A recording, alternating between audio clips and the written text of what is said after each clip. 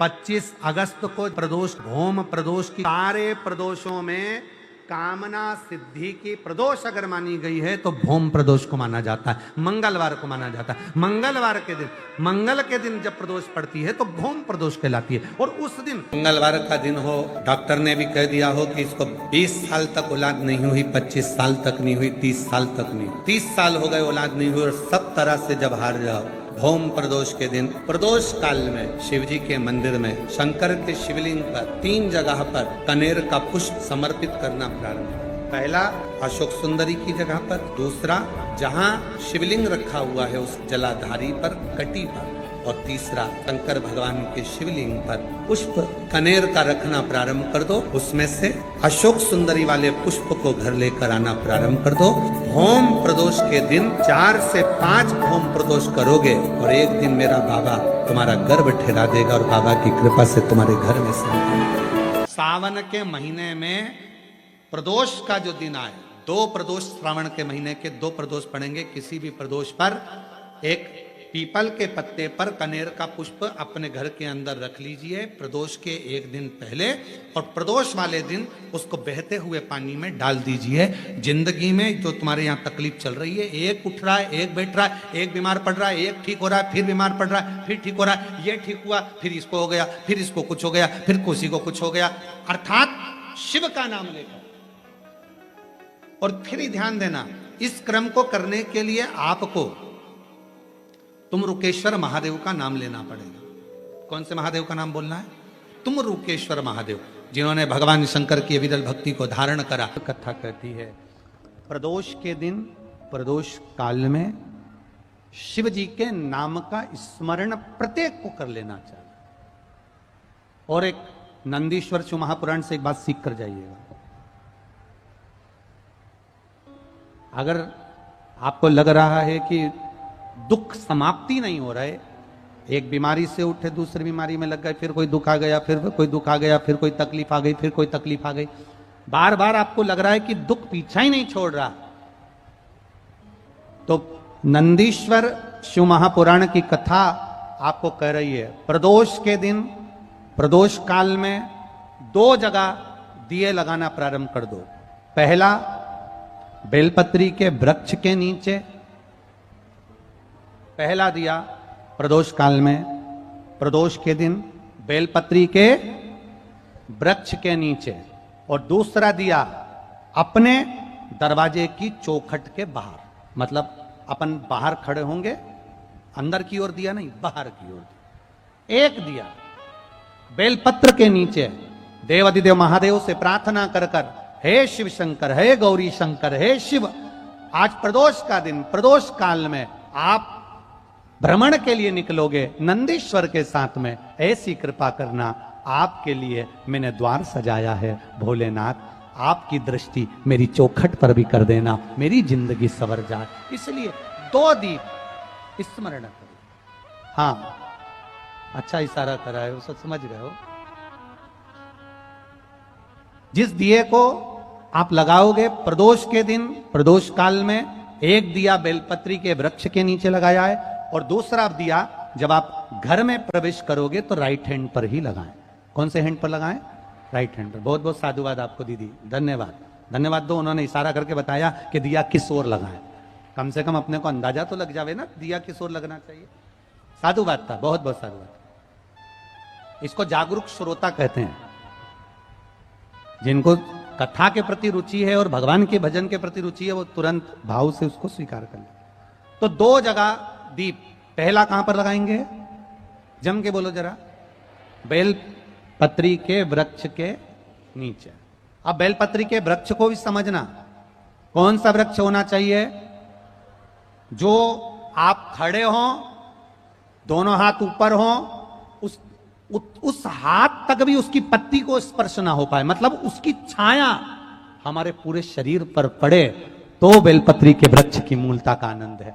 जो छोटे बेलपत्री के वृक्ष होते हैं, छोटे छोटे जो पौधे होते हैं बेलपत्री के, इनको जल डालकर, खाद डालकर सिंचित करो, बड़ा करो, उनको पोषित कर कर, बड़ा कर कर कहीं अच्छी जगह उनको लगाओ, ये नहीं कि छोटी बेलपत्री के पत्ते तोड़ लो या छोटे से पौधे के पत्ते तोड़ लो, वो श्रेष्ठता नहीं है। शिव पुराण कहती है वृक्ष वो होना चाहिए जिसकी छाया हमारे ऊपर आए। बाकी के आपके घर में आप बेलपत्री का पौधा लगाते हो, उसको बड़ा करो, बड़ा करने के बाद उसको कहीं अच्छी जगह पर लगाओ जिससे वो बेलपत्री का पौधा बड़ा हो जाए।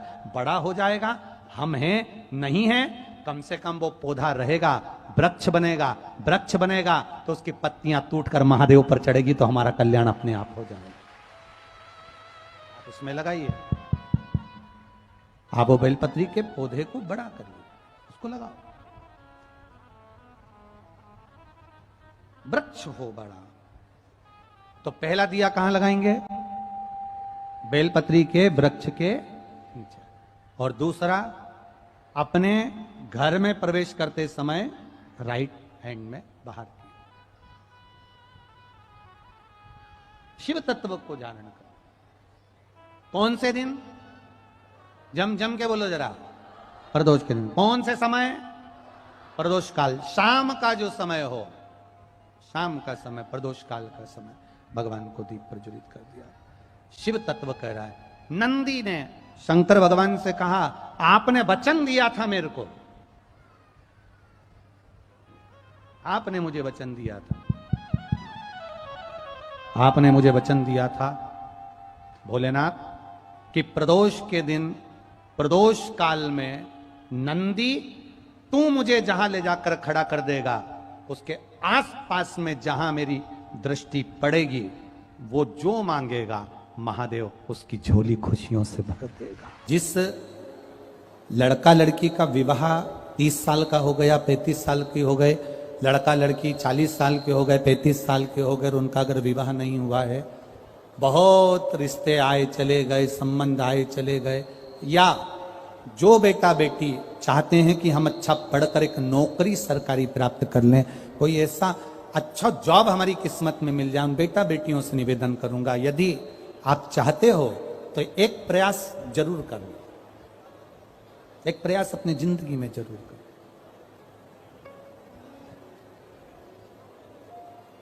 शिवलिंग समझ लेना जरा अच्छे से।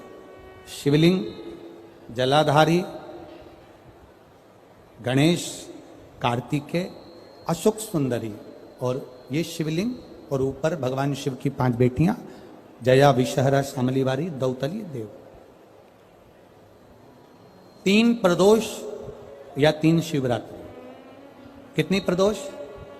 3 या 3 शिवरात्रि।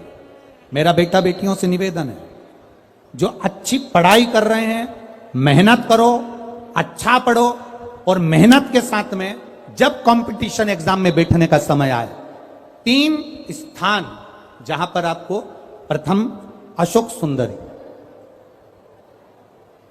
अशोक सुंदरी की जगह पर जब आप बेलपत्र समर्पित करेंगे तो डंडी का मुख जहां से पानी बहता है उस स्थान पर रखेंगे। दूसरा, शमी का पत्ता, शमी का पत्ता। दूसरा, शमी के पत्र को देवादिदेव महादेव पर जब आप समर्पित करेंगे तो उसका डंडी का मुख भी जहां से जल बहता है उस ओर रखेंगे। और तीसरे नंबर पर है आंख का पुष्प। एक पुष्प होता है आंख का सफेद, और एक पुष्प होता है हल्का सा नीला। करें दर्शन आप लोगों ने? जम के तो बोलो जरा, करें ना? एक सफेद होता है, एक हल्का सा नीला होता है। सफेद आंख का जो पुष्प होता है वो केवल देवादिदेव महादेव का एक स्वरूप होता है, और हल्का सा जिसमें गुलाबीपन, नीलापन होता है वो शिव, पार्वती, गणेश, कार्तिकेय, अशोक सुंदरी, जया, विषहरा, सामरीवारी, दौतली, देव और शिव जी के जितने गण हैं उन सबका प्रतीक होता है। तो तीसरे नंबर का जो आंख का गुलाबी कलर या हल्का नीला सा जो पुष्प होता है, उस 5 पुष्प का गुच्छ मां जगत जननी का जो स्थान है जलाधारी, जहां अगर आप इधर बैठे हो तो उसकी विपरीत दिशा, इधर बैठे हो तो उसकी विपरीत दिशा, इधर बैठे हो तो उसकी विपरीत दिशा, विपरीत दिशा में उस पुष्प को समर्पित करना है। अच्छी पढ़ाई करो, अच्छी मेहनत करो, और मेहनत के साथ में जब कंपटीशन एग्जाम के लिए जा रहे हो, उस जगह पर सीए की पढ़ाई भी कर रहे हो, चाहे किसी भी पढ़ाई में लगे हो, मेहनत के साथ में बाबा देवादिदेव महादेव को 3 प्रदोष या 3 शिवरात्रि आप दिल से बाबा को समर्पित कर कर, बाबा से प्रार्थना कर कर अशोक सुंदरी पर चढ़ाई हुई बेलपत्र को वापिस लेकर आइए। जिस विद्या स्थल पर आप पढ़ाई करते हो, जिस कमरे में आप रहते हो, वहां उस बेलपत्र को 3 प्रदोष की या 3 शिवरात्रि की बेलपत्र रखिए। जिस समय बाबा आपकी नौकरी लगा दे, ये 3 बेलपत्र एक साथ किसी भी प्रदोष पर शिव जी को समर्पित करिए। ये शिव तत्व है।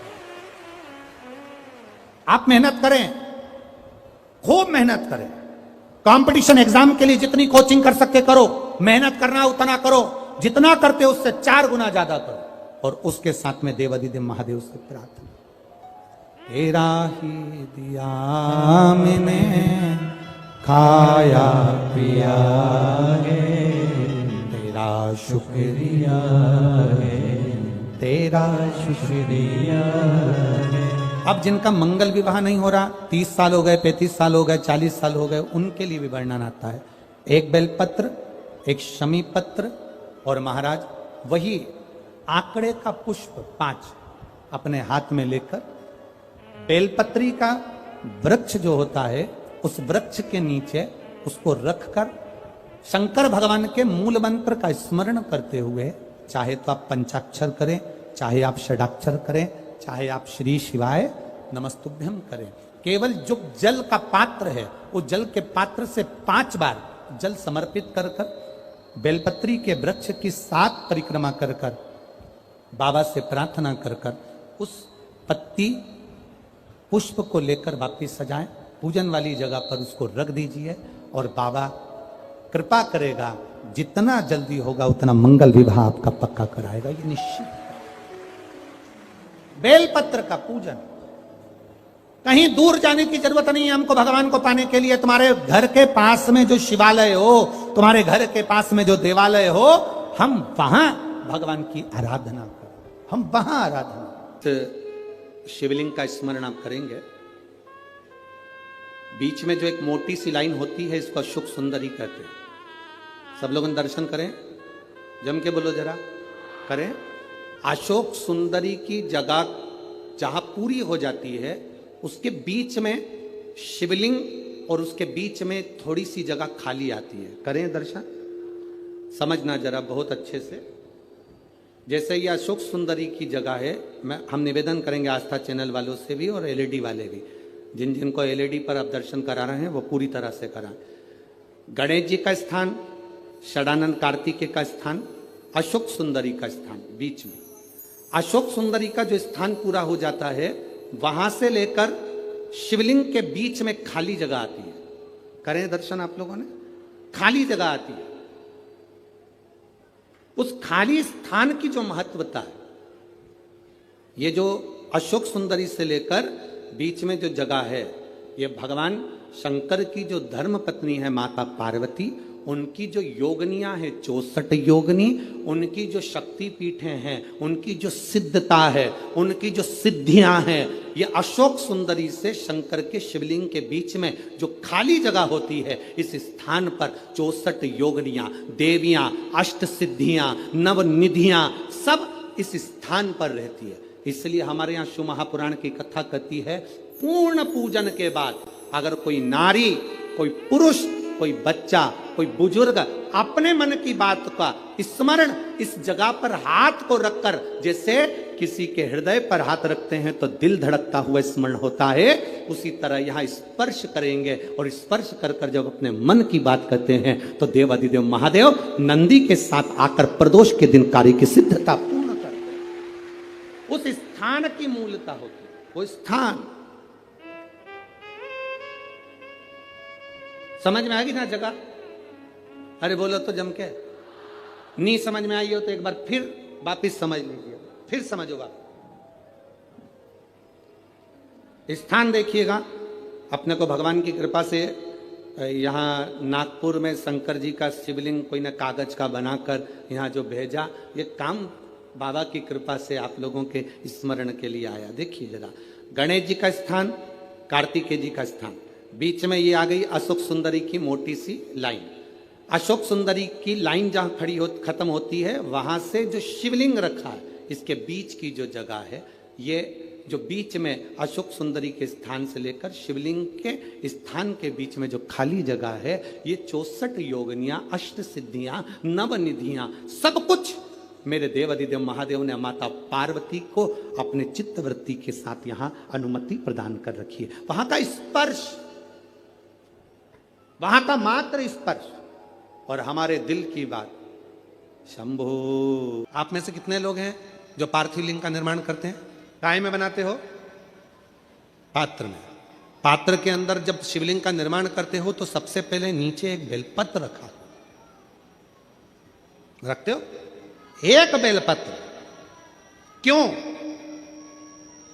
कहते हैं जब हमने शिवलिंग बना लिया, पूजन चालू कर दी, पानी डालना प्रारंभ करा, ये तो मिट्टी है, धीरे धीरे पानी चढ़ते चढ़ते गलने लगती है। जब मिट्टी गलने लगती है, शिवलिंग थोड़ा थोड़ा थोड़ा थोड़ा खंडित होने लगता है। मन में आता है कि हमने शिव जी की पूजन करी, शिवलिंग मिट्टी का था, गल रहा है। शहद चढ़ाने से, दूध चढ़ाने से, जल चढ़ाने से, अभिषेक करने से मिट्टी गलने लगी है, शिवलिंग खंडित होने लगा है। शिव महापुराण की कथा कहती है, पार्थिव लिंग को, मिट्टी के शिवलिंग को जब हम बेलपत्र के ऊपर निर्माण करते हैं, पार्थिव शिवलिंग बनाकर पूजन करते हैं, तो वो मिट्टी का शिवलिंग अगर गल भी जाए, टूट भी जाए, पानी में बह भी जाए, तो याद रखना वो कभी खंडित नहीं माना जाता, वो अखंड ही माना जाता। जब तक आपकी पूजन चलेगी तब तक वो अखंड ही माना जाएगा, जब तक उसका विसर्जन नहीं होगा। उसकी विसर्जन नहीं होगा तब तक वो अखंड कहलाए। शिव तत्व कह रहा है, भगवान शंकर का पावन चरित्र कह रहा है। एकांबरेश्वर महादेव कांचीपुरम में, तमिलनाडु में, भारत की भूमि पर दुनिया के सबसे विशाल मंदिरों में, जो विशाल मंदिरों की गणना होती है, उन विशाल मंदिरों में सबसे बड़े मंदिर की गणना में कांचीपुरम का, ये तमिलनाडु का मंदिर एकांबरेश्वर महादेव का आता है। एकांबरेश्वर, जहां पर पाषाण का शिवलिंग नहीं है, जहां पत्थर का शिवलिंग नहीं है, जहां सोना और चांदी का शिवलिंग नहीं है, जहां हीरे पन्ने का शिवलिंग नहीं है, जहां पर मिट्टी का पार्थिव शिवलिंग की पूजन होती है। अब जरा विचार करिएगा, गुरुजी क्या बात कर रहे हो? ये पार्थिव शिवलिंग, मिट्टी का शिवलिंग जहां एकांबरेश्वर महादेव के मंदिर में पूजा जाता है, वहां क्या वो शिवलिंग मिट्टी का फटा नहीं होगा? क्या उसमें दरार नहीं पड़ी होगी? क्या वो मिट्टी का शिवलिंग बेकार नहीं हुआ होगा? हम जब पार्थिव शिवलिंग का निर्माण करते हैं तब उस समय उसमें हम बहुत से पदार्थ डाल देते हैं। आप कुछ डालें ना डालें, दो चीजें मिट्टी के अंदर अवश्य डालें, एक मक्खन या दूध या गाय का, जम के बोलो, घी, और दूसरा भस्म। ये दो चीजें क्यों डालना चाहिए? कि शिवलिंग अच्छा बनेगा, शिवलिंग पक्का रहेगा, दरार नहीं पड़ेगी, उसके लिए डालना चाहिए क्या? ना ना ना। पार्थिव शिवलिंग का निर्माण करने वाले दो चीजों का स्मरण अवश्य रखें। पहला, मिट्टी के अंदर जब हम मक्खन, दूध या गाय का घी डालकर शिवलिंग का निर्माण करते हैं, जिसके घर में वंश नहीं बढ़ता, 20 साल, 25 साल, 15 साल, 12 साल हो गए हों, और जिसके घर में बच्चा ना हुआ हो, हम उनसे भी निवेदन करेंगे कि प्रत्येक प्रदोष, प्रत्येक शिवरात्रि, हर महीने प्रदोष आती है, हर महीने शिवरात्रि आती है, प्रत्येक शिवरात्रि, प्रत्येक प्रदोष को आप मिट्टी के अंदर मक्खन या गाय का दूध या गाय का घी, देसी गाय का मिलाकर शिवलिंग बनाकर उसकी पूजन करना प्रारंभ करें। 1 साल पूरा नहीं होगा, भले 20 साल हो गए होंगे, पर आपका गर्भ जरूर फैलेगा, ये निश्चित था। भले 20 साल हो गए, 22 साल हो गए, 25 साल हो गए, डॉक्टर ने मना कर दिया नहीं होगा, फिर भी आप बाबा पर भरोसा, बोल बम का नारा है, बाबा है। आप विश्वास के साथ शिव की आराधना करिए। गाय, देसी गौ माता का दूध, मक्खन, घी, ये हमारे मिट्टी के अंदर मिलाकर जब हम शिवलिंग का निर्माण करते हैं तो हमारा वंश बढ़ता। दूसरा, भस्म। दूसरी चीज क्या है? जम के बोलो जरा पीछे वाले भी। पहले नंबर पर है मिट्टी में मिलाया गया मक्खन, घी या दूध। दूसरे नंबर पर है, जम के बोलो जल्दी से, भस्म। ये दूसरे नंबर पर। भस्म का प्रयोग शिवलिंग का जब निर्माण करें, पार्थिव शिवलिंग जब बनाए, मिट्टी में थोड़ी सी भस्म जरूर मिलाए। भस्म किस चीज के लिए होती है? भस्म किसके लिए धारण कराई जाती है? तो महाराज शिव महापुराण की कथा कहती है, जब शरीर में कोई बड़ी बीमारी आने वाली होती है, आप एक साधारण सा प्रयोग कर देखिएगा अपने जीवन में। एक साधारण सा प्रयोग, जब आपको लगे कि डॉक्टर ने बोला है कि कोई बड़ी बीमारी का चांस बन रहा है, कोई बड़ी बीमारी होने वाली है, आप थोड़े दिन तक देवादिदेव महादेव का ये शिवलिंग, ये जलाधारी, ये जहां से जल बहता है, गणेश जी का स्थान, कार्तिकेय जी का स्थान, बीच में एक मोटी सी लाइन अशोक सुंदरी, शिवलिंग जो शिवलिंग रखा है, जो जलाधारी है वो मां पार्वती जी का हस्तकमल, ऊपर से एक एक बूंद जो पानी गिर रहा है, जिस कमंडल में से, जिस जलाधारी में से जल गिर रहा है, वहां शंकर भगवान की 5 बेटियां, जया, विषहरा, शामली बारी, दौतली और देव, ये भगवान शिव की 5 बेटी। जब आपको लग रहा है कि मेरी जांच होने जा रही है, जब आपको लग रहा है कि मुझे डॉक्टर को दिखाने जा रहे हैं, मुझे लग रहा है कि कोई बड़ी बीमारी ना निकल जाए, अल्ट्रासाउंड करा रहे हैं, एक्सरे करा रहे हैं, उससे पहले घर में अगर थोड़ी सी भस्म रखी है, उस भस्म को जब आप जल चढ़ाने के लिए शिव जी के मंदिर में जाओ, हॉस्पिटल में दिखाने के लिए जांच कराने जाओ, उससे पहले एक काम जरूर करना, शंकर भगवान का जहां शिवलिंग रखा है, उस शिवलिंग के पास में भस्म का लेपन कर देवादिदेव महादेव पर 1 लोटा जल समर्पित कर उसी भस्म को अपने कलेजे पर, अपने हृदय पर लगाकर देवादिदेव महादेव का पंचाक्षर मंत्र नमः शिवाय, षडाक्षर मंत्र ओम नमः शिवाय या श्री शिवाय नमस्तुभ्यम बोलकर फिर आप जांच के लिए चले जाओ। कोई बड़ी बीमारी तुम्हारी जिंदगी में निकल ही नहीं सकती। भस्म भस्म हो, भस्म का काम क्या?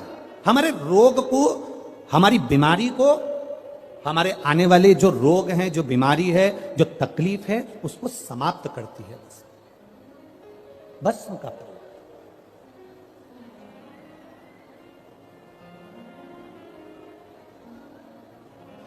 शिवलिंग का निर्माण कर रहे हो, पार्थिव शिवलिंग का, उसमें थोड़ी सी भस्म हमारी बीमारी को हर लेती है, थोड़ी सी भस्म हमारी तकलीफ को हर लेती है।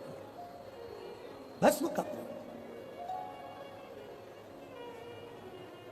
चपटी भभूत में है खजाना कुबेर का।